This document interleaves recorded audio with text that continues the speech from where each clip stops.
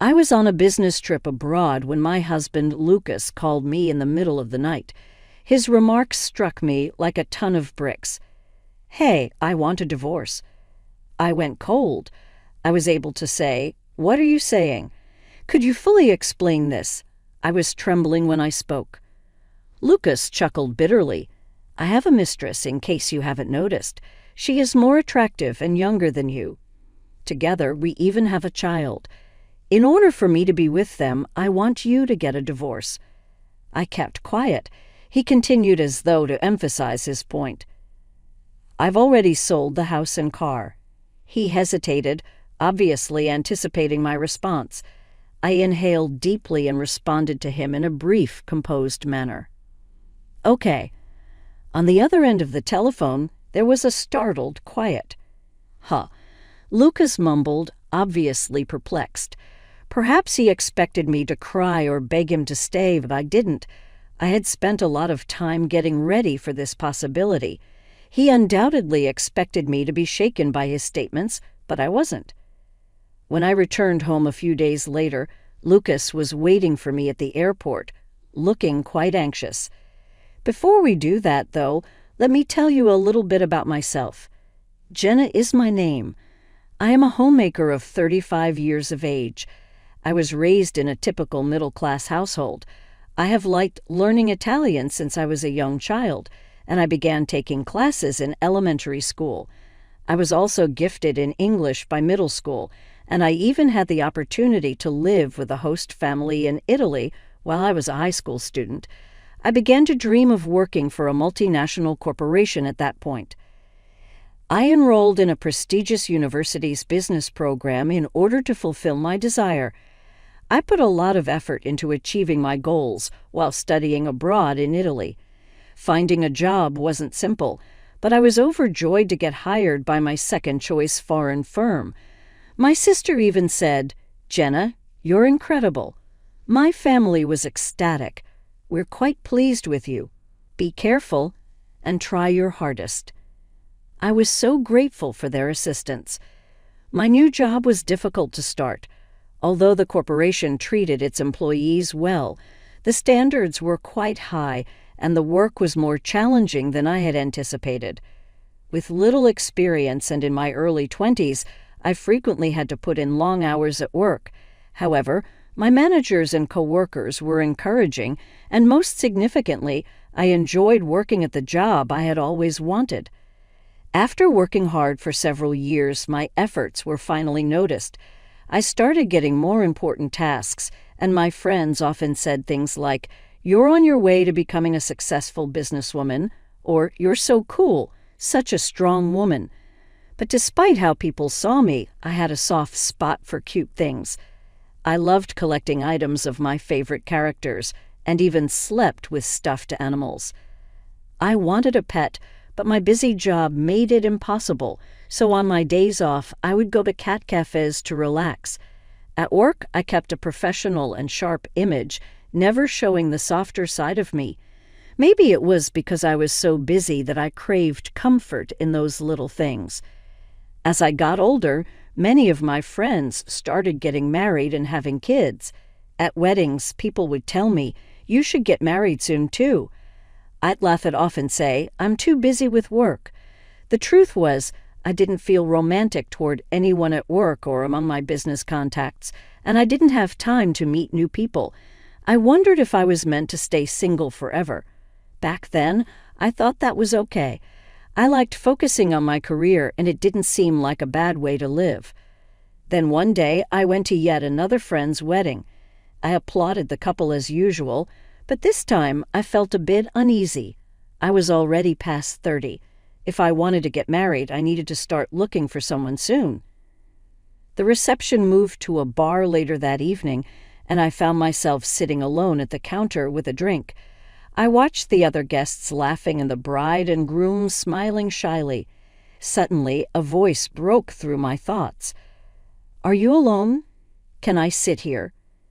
The voice was smooth and pleasant, and it caught me off guard.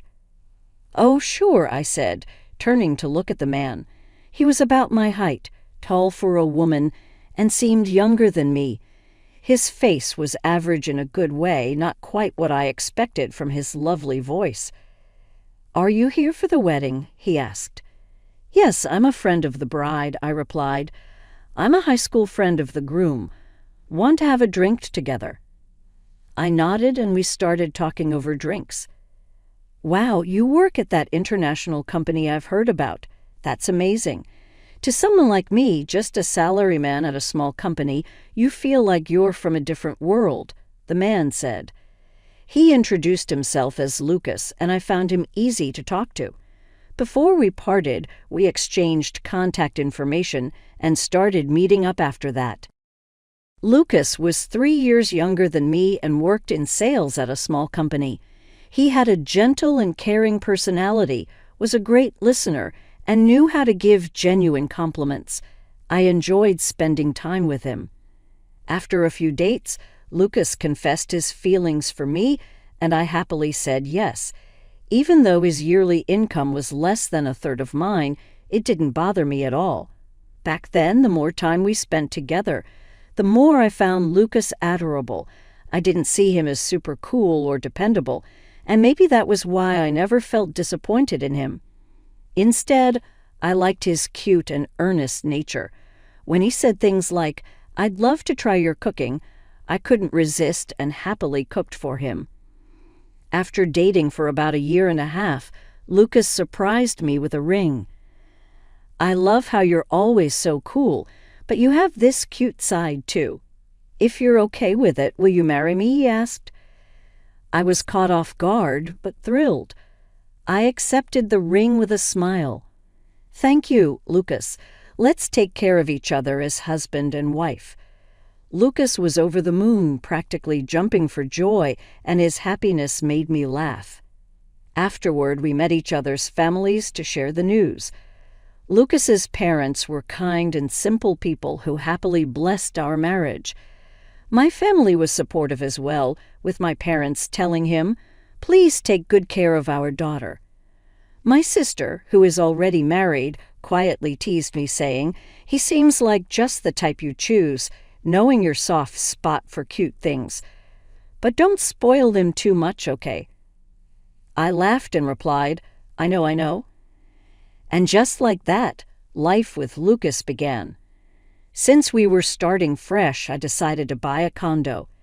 It was a big decision, but I thought it would be a good investment for the future. I chose a slightly bigger place, thinking ahead in case we had kids. I believed our happy married life was about to begin, but reality hit me hard. Lucas didn't know how to do any housework. He had lived with his parents until our marriage and had always relied on his mom for everything. I tried to be patient and said, "Lucas, now that we're married, we should share the housework. If you don't know how, I can teach you." But Lucas frowned and said, "What? Now that we're married, isn't it your job to handle the housework?" I looked at him and replied firmly, "No, Lucas. Housework is something we share." "I have a busy job. It'll be a problem if you can't even handle housework," I said firmly.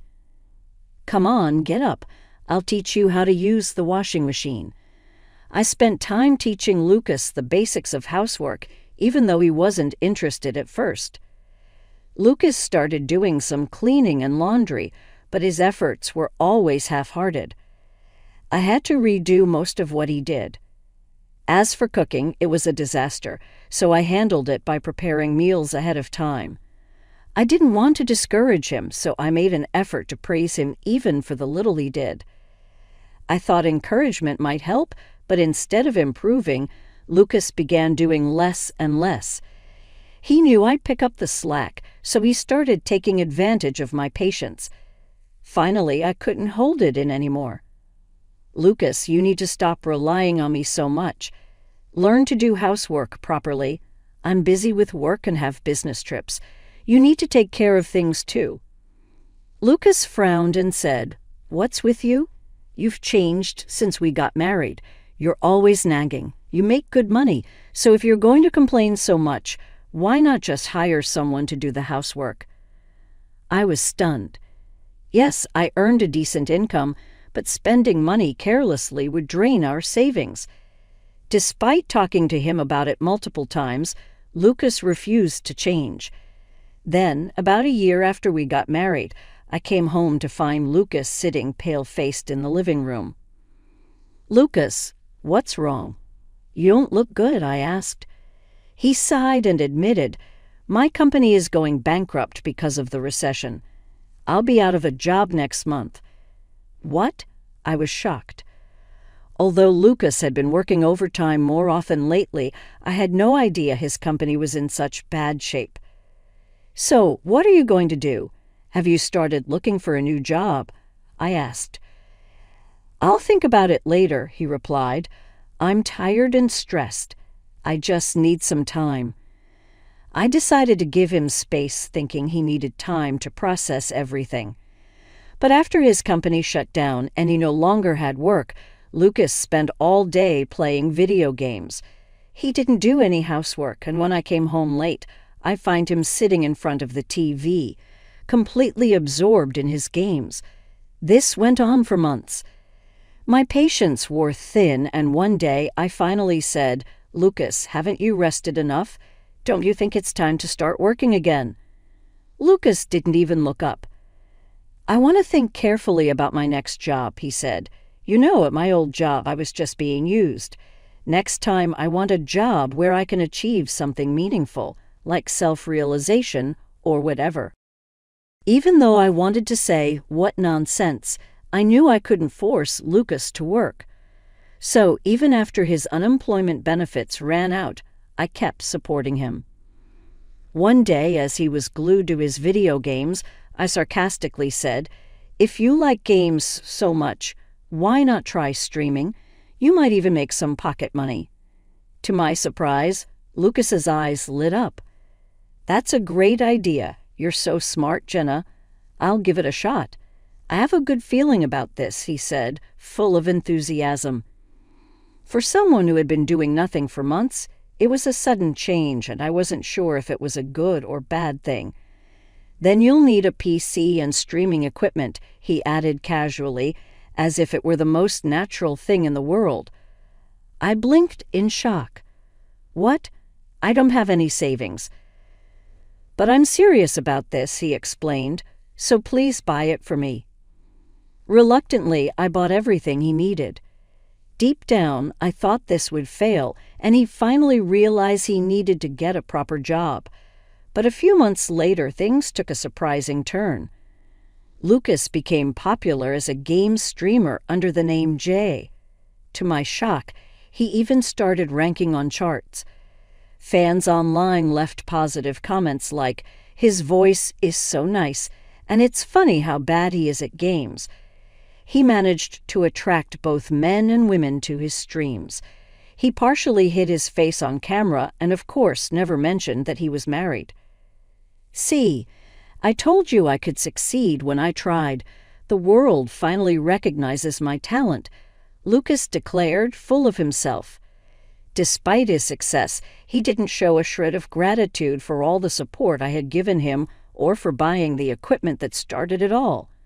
Still, I approached him calmly. "Lucas, I'm happy you're doing well, but don't you think you should contribute some of your earnings to our household expenses? It's been a while since your unemployment benefits ended, and I've been covering everything." Lucas looked at me as if I had said something absurd. "Why should I? You make enough to handle the living expenses. Let's just keep our finances separate." I was stunned. True to his words, Lucas kept all his streaming income to himself. By now, the kind and considerate man I had dated was long gone. He had become completely selfish and dependent on me. Around that time, I bought a car on loan, a luxury car I had always dreamed of owning. I only drove it on weekends, but I cherished it like a treasure. One day, Lucas casually said, "Hey, let me drive your car." I raised an eyebrow. "You work from home. You don't need a car for streaming. Why would you need to drive it?" "We're married, so it's fine." "Come on, let me," he insisted.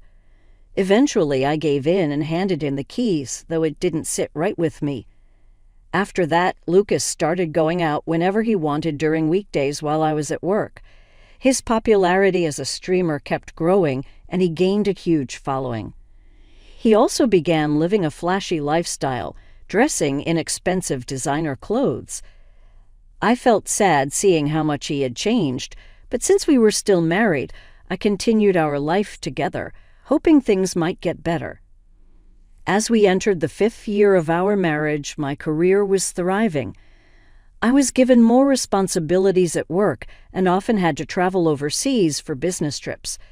Sometimes I'd be away for a few days, other times for up to 4 weeks. Each time I came home, the house was a complete mess, like a garbage dump. Lucas spent all this time locked in his room streaming. He still depended on me for everything and never helped out around the house. We barely talked anymore, and I found myself wondering, why am I still married to him? That's when I started collecting evidence for a divorce and making plans to move on. One day, I told Lucas, "I'll be going overseas again tomorrow for a 3-week business trip. Take care." He didn't even look up from his phone. I left for my trip and threw myself into my work. On the 11th night of my trip, I got a call from Lucas. "Hello." "Lucas, do you know what time it is here? It's midnight," I said, half asleep. Then he dropped a bomb. "Hey, Jenna, I want a divorce." I froze. What I managed to say was, "I had suspected this might happen one day, but I never thought you'd bring it up while I was halfway across the world." "What do you mean? Can you explain properly?" I asked, trying to stay calm. Lucas chuckled. "You probably haven't noticed, but I have a mistress. She's younger and prettier than you. We even have a child together." I didn't say anything, so he kept going. "I want you to divorce me so I can live with my mistress and our child. Oh, and I've already sold the house and car." He sounded so confident, like he expected me to crumble. But I didn't. I simply said, "Okay." "What?" Lucas stammered. He must have thought I'd cry or beg him to stay. He had no idea I had been mentally preparing for this moment for a long time. "You want a divorce, right?" "Fine," I said calmly. "There's a completed divorce paper in the living room drawer. You can sign it and submit it yourself." Lucas was taken aback. "You had divorce papers ready?" "Well, thanks for making it easy. Goodbye then. Enjoy being the woman your husband left behind." I held back a laugh. Sure. Well, I'm going back to sleep. Goodbye, Lucas." Then I hung up and immediately blocked his number. I called my sister and asked her for a favor, then went to bed and slept peacefully until morning. The next day, I focused on my work and stayed busy until my trip was over. Finally, it was time to go home. The business class seat provided by my company was so comfortable that I fell asleep during the flight. When I woke up, I stretched and thought, that was a good nap. No jet lag for me this time. I'm ready to get back to normal life. After landing, I collected my luggage and headed toward the airport lobby. As I reached the exit, I suddenly heard someone shouting, "Hey, Jenna." I turned to see Lucas running toward me, looking panicked. "Oh, why are you here?" I asked, surprised. I don't remember asking for a ride. Lucas didn't answer directly. Instead, he started ranting, his words spilling out in a rush. "What have you done?" "The car, the house, because of you. I stepped back, startled by his strange behavior. "I don't understand what you're talking about," I said calmly. "Can I go now? I'm tired." I yawned and tried to walk past him, but he blocked my way. "Wait a minute. Listen to me," he shouted. So I stopped and crossed my arms, waiting for him to explain. "First, I submitted the divorce papers after you told me to," he began. "I see," I replied casually, scrolling through my phone and barely paying attention. "Are you even listening?" Lucas snapped. When I went home to meet with the real estate agent about selling the house, there was a lock on the door. I couldn't get in. Then, when I tried to use the car, There was an anti-theft lock on the tires and I couldn't drive it. I tried calling you, but you didn't answer. You blocked my number. I let out a small sigh. Yes, I blocked your calls, and what about it? Lucas's face turned red with anger. Did you put the lock on the house and the tire locks on the car? How did you even do that when you were overseas? I shrugged. I asked my sister to handle it. His eyes widened in shock. Your sister? Yes, I said, keeping my tone light. You said you sold the house and car, remember? But when my sister checked, both were still there. So I guess you were just bluffing. You were probably only getting estimates from agents, right? Lucas's face turned even redder and he stammered, Well, yeah, that's true, but I was about to sell them. I couldn't help but sigh as Lucas continued ranting. No, Lucas, you couldn't have sold the house or car even if you tried. Both are in my name, and all the important documents needed to sell them are at my parents' house. Lucas froze, his face blank. What? He muttered. Did you really think anyone could just sell a house or car by saying, I'm selling this, without being the legal owner? Obviously, they need proof of ownership and the proper paperwork, I said, shaking my head. Lucas looked completely stunned, his mouth opening and closing like a fish. You've always dumped all the complicated paperwork on me during our marriage, so of course, you don't even understand something this basic, I added with a hint of disgust.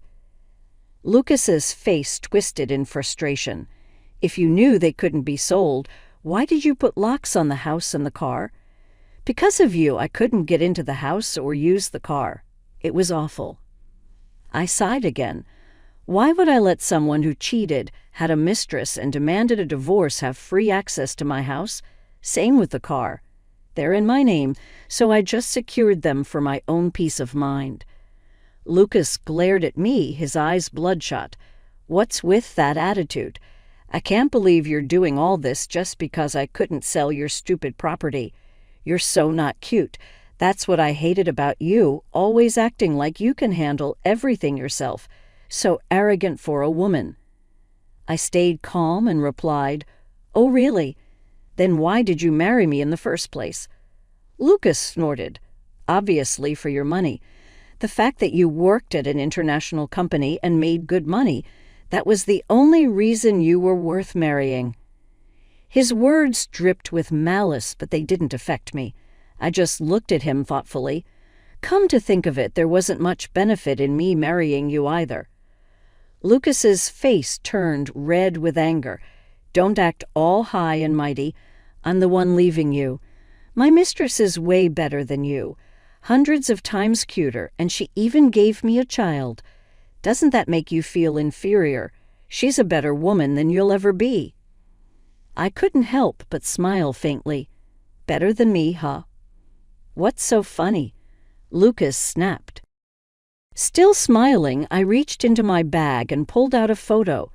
Is this your mistress? I asked, showing in a picture of a young, attractive woman in her early 20s. Lucas's eyes darted nervously as he recognized her.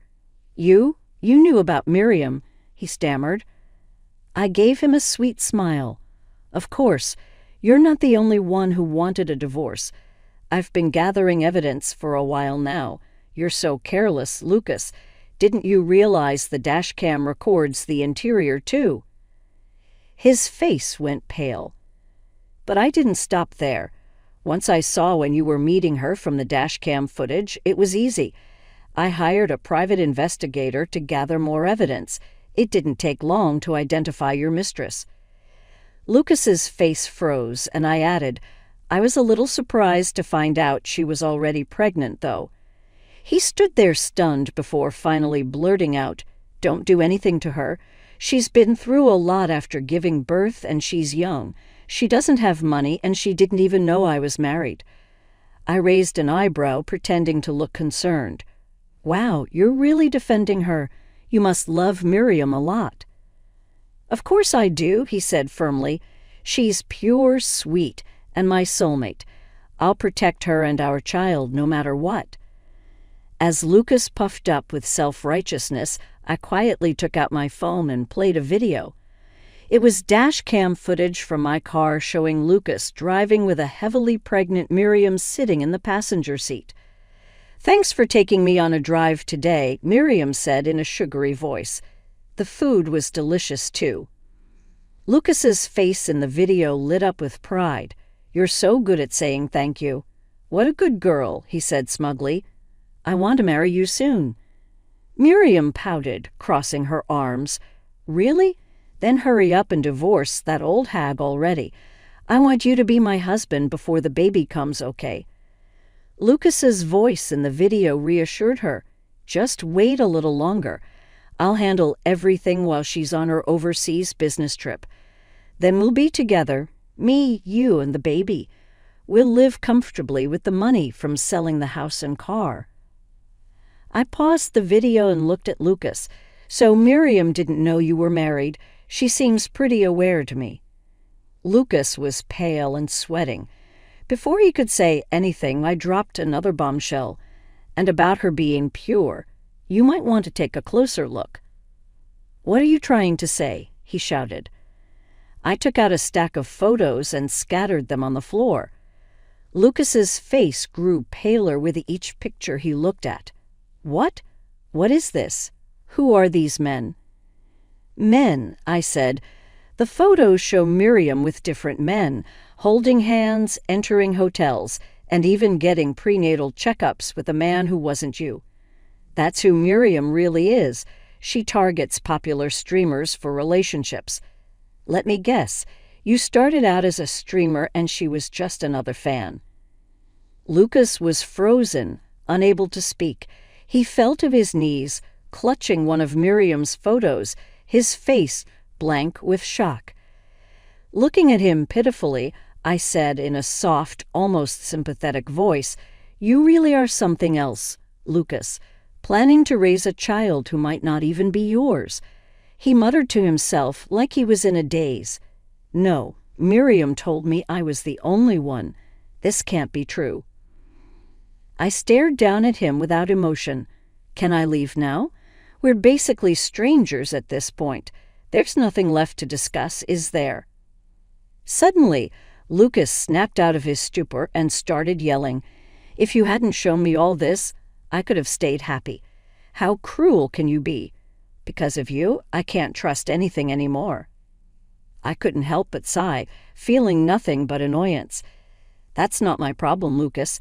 Do you even hear yourself? Whatever. Do what you want." He sneered and said, "Fine. Even if I divorce you and leave Miriam, I'll still be fine. I've got over 3 million followers as a streamer, and I'm earning way more than you now. Too bad for you, you're losing a famous streamer as a husband. Serves you right." At that, I smiled sweetly. "Why don't you check your phone?" Lucas froze for a second before pulling out his phone with a smug look. As he unlocked it, his face turned pale. "What's this?" "Over 1,000 notifications. What's going on?" He frantically scrolled through his screen, his expression growing more horrified by the second. Finally, he looked up at me, trembling. "Jenna, you didn't." With the biggest smile of the day, I said, "Oh, I did. I exposed everything online, how you were married, had a mistress and a love child, and how horribly you treated me." Lucas let out a scream that echoed through the airport lobby, causing people around us to stare. He completely lost it. "What have you done to me? My reputation, my followers, my whole career is ruined. Look at these messages. They're calling me the worst man ever, saying I betrayed everyone." I casually held up my phone, tilting my head playfully. "Oh, by the way, this whole scene is being live-streamed. Wow, look at that. Over 5 million viewers. They're loving it." Lucas's face twisted in panic, and he lunged for my phone. "Give me that." But it was far too late. His ugly words and breakdown were already out there for everyone to see. As he collapsed onto the floor of the airport, rolling around in a fit of rage and despair, I calmly walked past him and headed toward the taxi stand, feeling lighter than I had in years. Afterward, Lucas faced intense backlash online.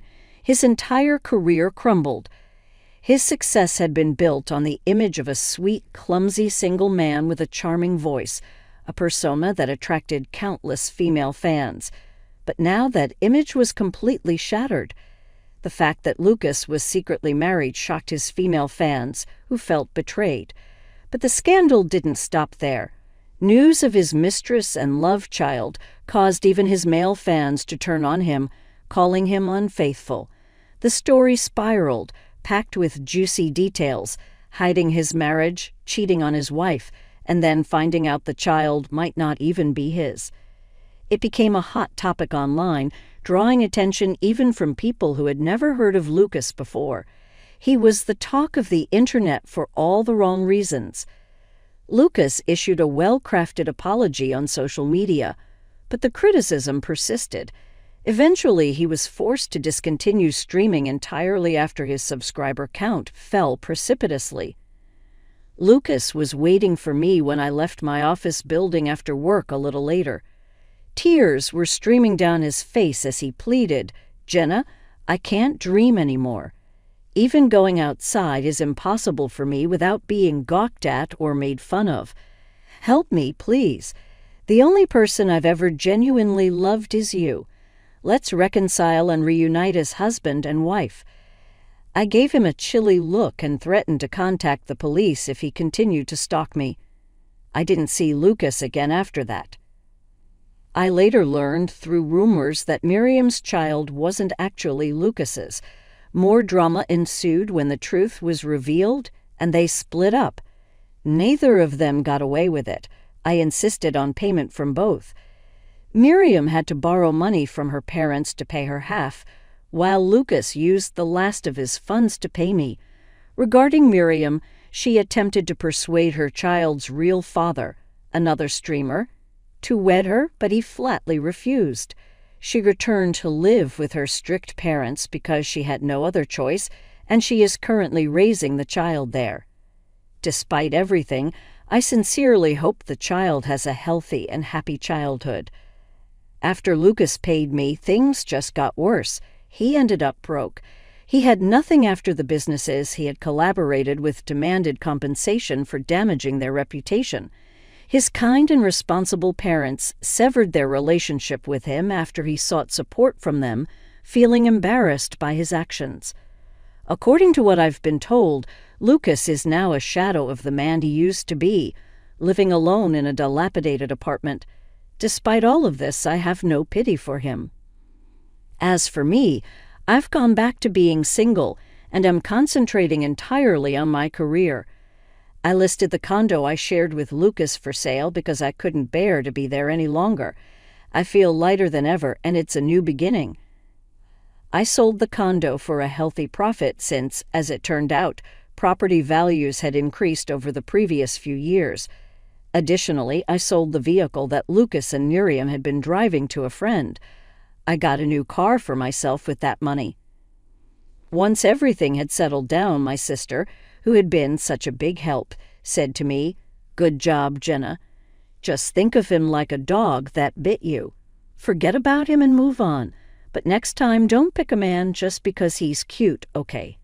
She was correct. Throughout the entire process, I learned a valuable lesson. I believe my marriage is over. I've come to the conclusion that I'm far more comfortable living for my work. I recently purchased a single unit in a tower apartment, and I'm now living somewhere new. The finest aspect? Pets are welcome in this flat. I intend to finally buy the cat I've always wanted now that my professional life is more stable.